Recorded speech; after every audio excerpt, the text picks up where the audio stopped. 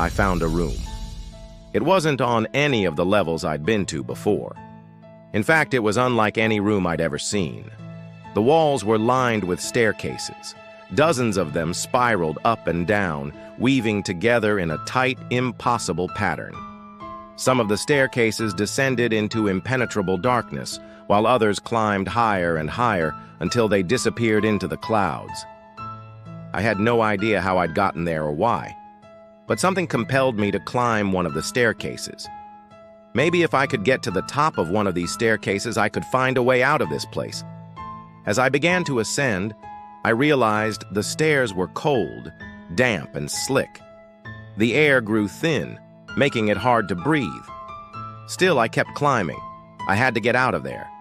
Then, as I neared the top of the staircase, I heard whispers.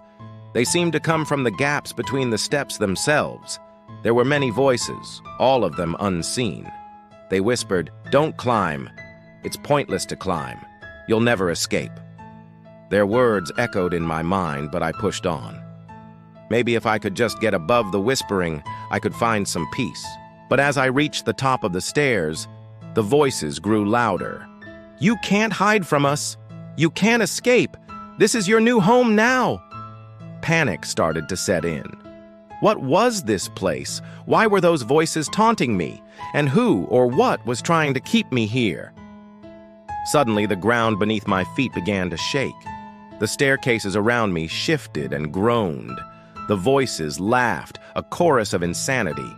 Then everything went black. When I awoke, I was lying on the cold stone floor. The staircases had vanished. All that remained were the whispers. They were coming from the walls now.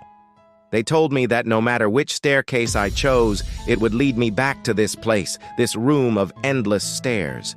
I would be trapped here forever. Then the walls began to close in, the voices growing louder, more insistent. "You can't escape.